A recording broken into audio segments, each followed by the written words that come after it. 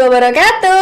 Halo sobat muda, welcome to SPP Simfoni Punya Podcast. Bukan buat bayar bulanan, tapi bikin harimu nyaman. Teng tada teng teng teng teng. Nah sobat muda, di Simfoni Punya Podcast kali ini tuh gak cuma ditemenin sama Nashwa, tapi kita juga kedatangan tamu yang hits gong banget nih dari UKM Mapala Tursina. Halo kak, boleh nih disapa-sapa dulu sahabat mudanya, sekalian perkenalan tipis-tipis nih. Oke, halo gengs. Jadi perkenalkan, nama saya Nato.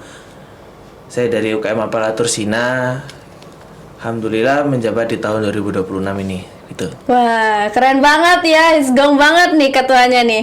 Nah kak, gimana kabarnya nih hari ini?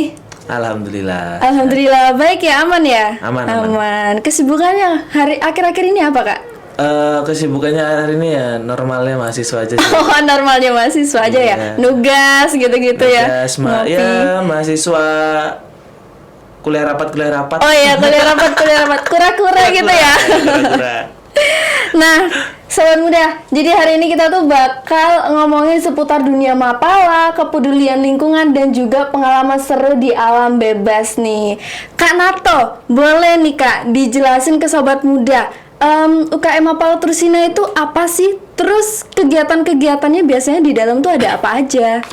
Oke, untuk Mapala sendiri ya? Iya. Karena ada dua definitif yang berbeda sebenarnya dari Mapala sendiri dan Mapala Tursina. Untuk Mapala sendiri itu adalah organisasi mahasiswa pecinta alam, di mana organisasi ini bersifat non politik. Dia fokus pada di gerakan lingkungan, isu-isu lingkungan, olahraga ekstrim dan sebagainya. Sedangkan kalau di Tursina itu punya arah gerak itu di resosil, rekreasi, sosial, ilmiah, sama ini konservasi alam. Oh iya. Nah, jadi seputar itu kalau tentang dari Mapala atau Mapala Tursina itu sendiri. Biasanya kegiatannya kak apa aja nih? Kalau untuk kegiatan kompleks gitu banyak, maksudnya kompleks.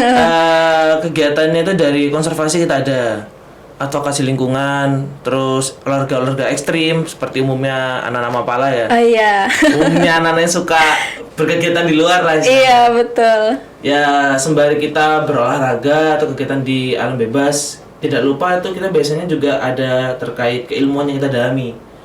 Jadi nggak serta-merta kita karena seneng, kita karena hobi, terus kita melakukan kegiatan tersebut, tidak. Jadi ada landasan tadi ilmiahnya tadi. Wah, jadi ada landasan ilmiahnya ya. Jadi nggak serta-merta ikut apa ya, mendaki atau gitu-gitu aja ya. Ya, kita ada dasar ilmu yang kita dalami juga. Wah, keren banget, gokil sih kak ya. Aku nih fun fact-nya ya, aku juga suka mendaki tapi nggak begitu sering nggak. Capek. Tektok gue sana ya. Iya, tektok yang pendek-pendek gitu. Nah, sebenarnya nih kak, apa sih yang bikin kakak-kakaknya itu tertarik sama kegiatan alam sampai mau ikut UKM Mapala Tursina? Kalau untuk overall seluruh orang-orang mungkin punya alasan beda-beda ya. Iya. Tapi kalau kembali ke saya sendiri, kalau saya sendiri sih suka di kepecinta halaman itu sebenarnya awalnya itu dari SMP. Oh dari SMP. SMP itu karena SMP saya itu sekolah alam. Oh sekolah alam. Sekolah alam di Blitar sana. Sekolah alam Al-Ghifari itu dia menitikberatkan kegiatan pembelajaran bagaimana kita juga mentadaburi alam itu sendiri. Kadang kelas kita tuh di luar, di kali, di gunung, di pantai, seperti itu kelas-kelasnya sekolah alam seperti itu. Oh iya. Akhirnya terbawa sampai sekarang karena ya saya juga refleksi ketika untuk mencari ide, terus bentuk perenungan biasanya ya ke alam juga. Jadi makanya kenapa nggak sekalian aja gitu. Jadi udah ikut kelas alam gitu, jadi sekalian aja ya gabung UKM Mapala Tursina gitu. Saya juga suka olahraga ekstrim kan. Olahraga ekstrim tuh seperti mendaki gitu-gitu ya kak? Banyak sih sebenarnya. Banyak ya? Kalau yang viral ya mendaki yang sering bisa orang lakukan. Iya. Yang jarang-jarang tuh kayak mungkin bungee jumping. Bungee jumping? Lompat. Oh, lompat. Oh. Lompat dari dari tempat yang tinggi. Oh, dari tebing gitu, Kak? Ya, kalau viral-viral sekarang sering saya lihat itu di jembatan-jembatan. Oh iya, sering FYP. Ya, betul. Jumping. Terus Ya panjat tebing, susur gua kayak gitu. Susur Rafting. gua, wah, ekstrim banget ya kelihatannya, Iya, lebih lumayan ekstrim. lah. Gitu ya. Kalau yang memang belum paling ekstrim banget, tapi kita lama-lama kayak bosen juga sebenarnya. Bosen, wah ya ampun, sampai bosen nih ya. Gitu. Jadi, tapi Kak, dari semua kegiatan yang pernah Kakak jalanin nih ya, kira-kira ada nggak sih pengalaman seru atau yang menantang yang masih diingat sampai sekarang nggak? Bentar ingat-ingat. Kayak Oh, iya. kayak takutnya ini. Takutnya kenapa Kak? Takutnya malah yang terlalu mengerikan nanti. Oh iya. Ya, Mungkin sih. yang seru gitu Kak?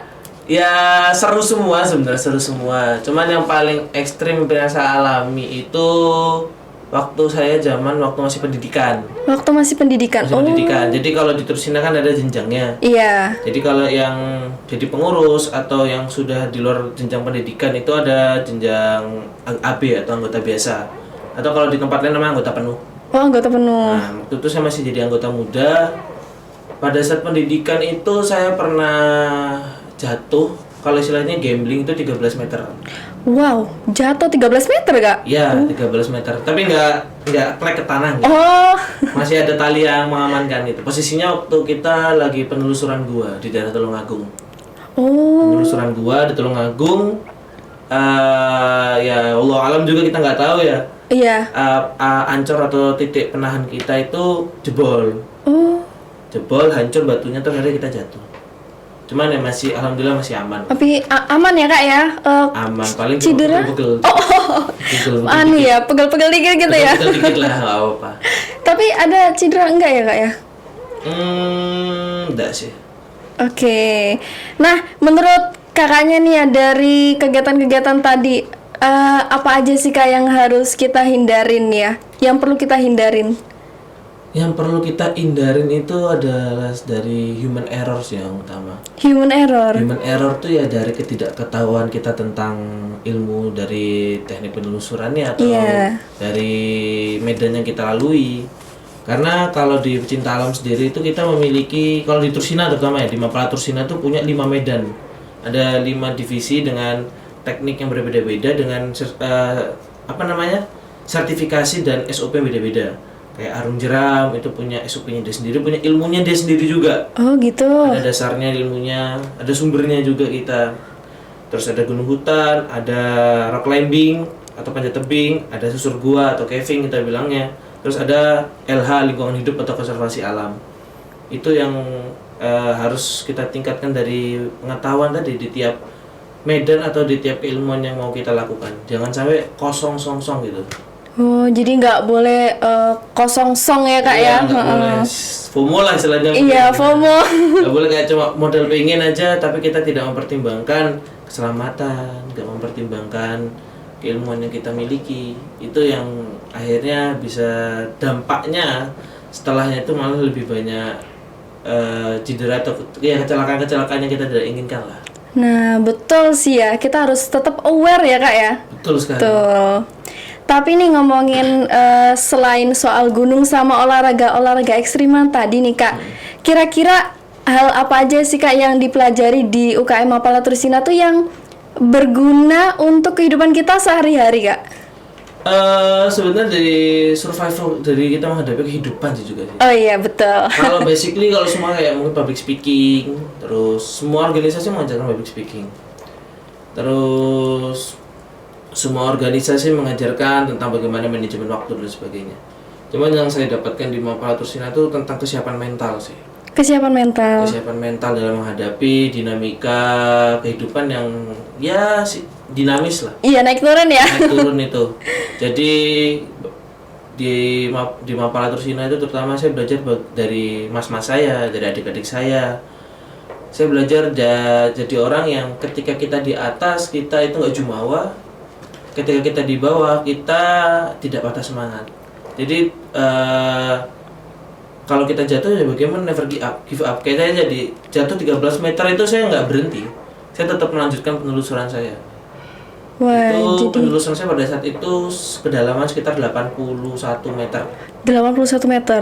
Itu kita menelusuri itu dari atas kita turun ke bawah 81. Wow, gokil. Ya, tetap, ya tadi ketika ada bagaimana kita melakukan refleksi penenangan diri, bagaimana kita mengartikan arti kebersamaan tadi. Soalnya kalau di Tursina tuh, terutama di Tursina apalagi di Mapala ya, Iya. Mapala manapun, kita tuh seperti punya saudara di tempat lain, tetepan.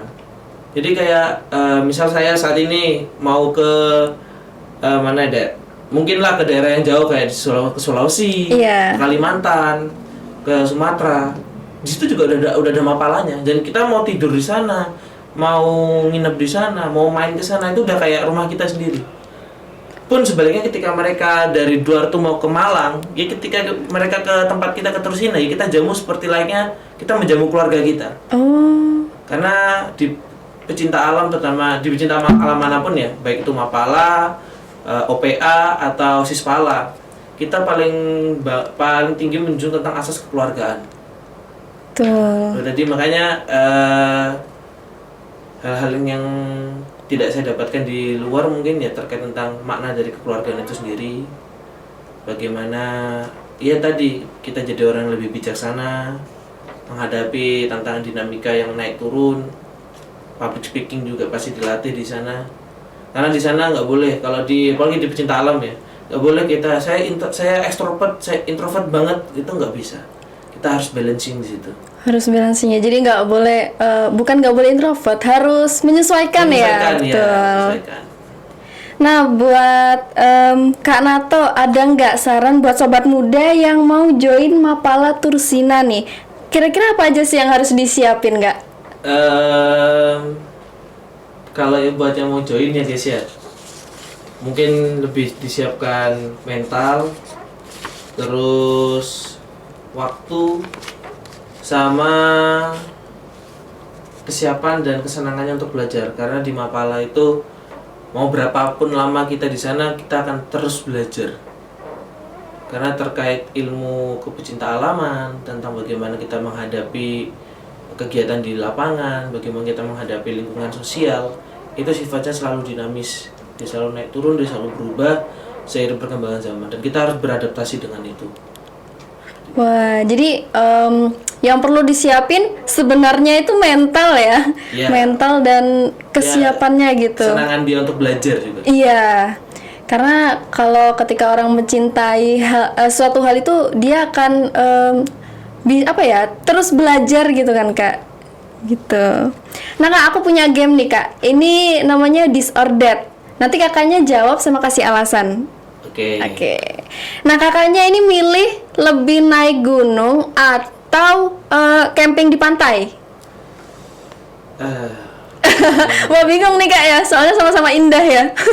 Udah sih, saya lebih suka gunung sih. Oh lebih suka gunung. Lebih suka Kenapa? Kenapa ya? Sebenarnya kalau suka ini saya juga susah untuk mengartikan ya. Oh iya.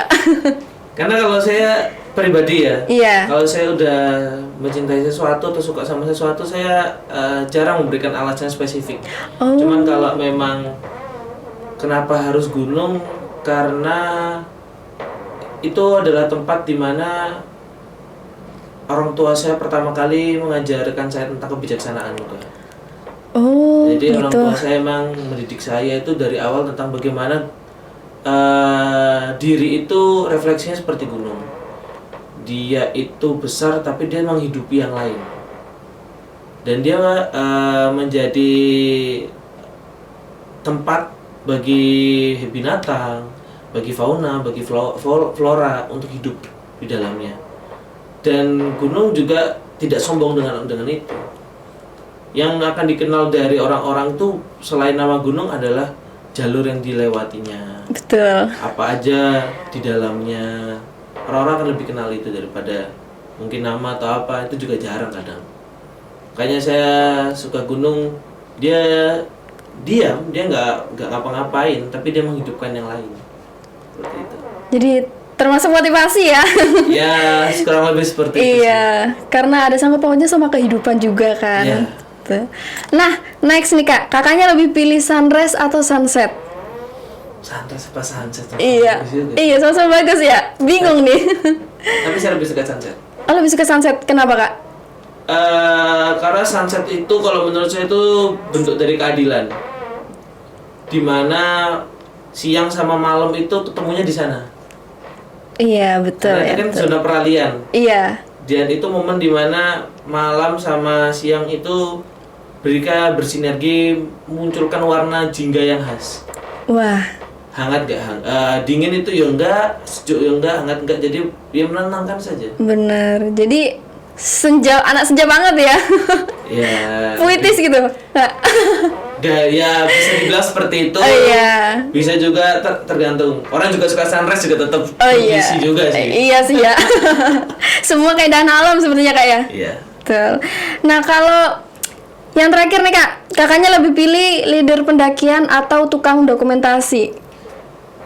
Saya lebih suka ngapa-ngapain sih. Oh iya. Lebih suka nggak ngapa-ngapain? Ya, karena saya mending leader sih. Soalnya kalau dokumentasi, wih, buruk sekali fotonya. Oh gitu. Nggak saya ekspektasi dengan tim yang saya bawa. Mending saya nggak apa, saya leader aja lah. Oh gitu. Saya juga jalan aja, nanti jalan. Butuh apa, ambil keputusan mungkin yang paling berat di situ. Tapi saya paling berat kalau suruh gambar-gambar itu berat saya. Kenapa Kak? Memang tidak Karena- ekspektasi. oh iya. Ekspektasi mereka tuh kayak di Instagram bagus-bagus. Iya. Kelihatan kurus kalau yang cewek.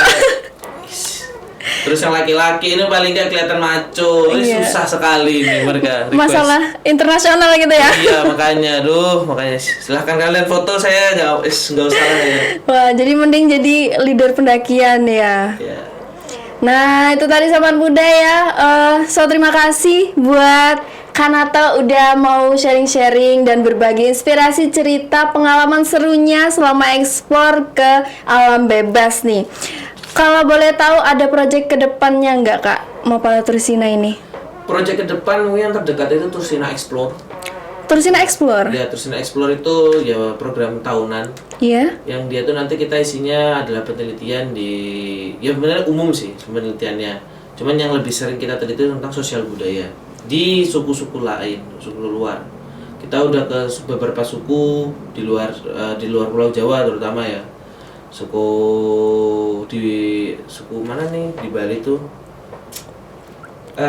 di Suku apa itu, Kak? Turnyan. Turnyan. Ya, desa Trunyan. Terus di Lombok pernah, terus di mana lagi ya?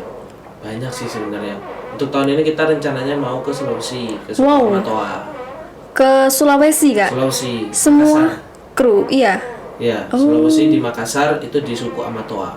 Suku Amatoa. Nah, itu yang terdekat. Terus sama mungkin ya pembukaan untuk persiapan penerimaan anggota baru. Iya. Kalau di kita namanya Batavia. Batavia. Basic Training of Adventure Tursina. Oh gitu. Wah, keren banget sih Kak. Sampai keluar ini ya, keluar kota ya. Keluar Proyeknya. pulau, Oh, keluar pulau. Iya, keluar gitu. pulau. Iya. Boleh nih Kak disepil IG-nya barangkali nih ya Sobat Muda ada yang kepo nih ya. UKM Mapala Tursina itu apa aja sih kegiatannya, terus mereka mau cari info gitu Kak. Disepil aja nih IG-nya. Oke, kalau IG-nya sesuai dengan namanya ya, Mapala Tursina. TikTok juga ada. Kita untuk sementara ini aktif di 3 akun media sosial guys ya. Itu ada di TikTok itu juga @Mapala Tursina, IG-nya juga @Mapala Tursina. Untuk YouTube juga sama MPA Tursina.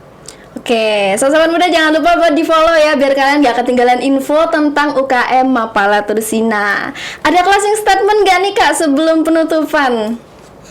Buat Sobat Muda yang lagi dengerin nih. Apa ya enaknya ya? Apa ya? Motivasi gitu Kak mungkin. Mungkin dari prinsip hidup saya aja ya. Iya. Jadi prinsip hidup saya itu saya sebisa mungkin itu ingin memudahkan orang lain, karena nanti kalau soal urusan kita nanti biar Allah dan tangan-tangan orang lain aja memudahkan. Masya Allah, betul ya. So, itu ya tadi ya Sobat Muda, closing statementnya sangat kena di hati ya. Sangat ini ya, nyambung ke kehidupan kita nih. So, terima kasih Sobat Muda ya udah dengerin kita hari ini. Kalau gitu Najwa pamit. Wassalamualaikum warahmatullahi wabarakatuh. Salam peace dan kreasi.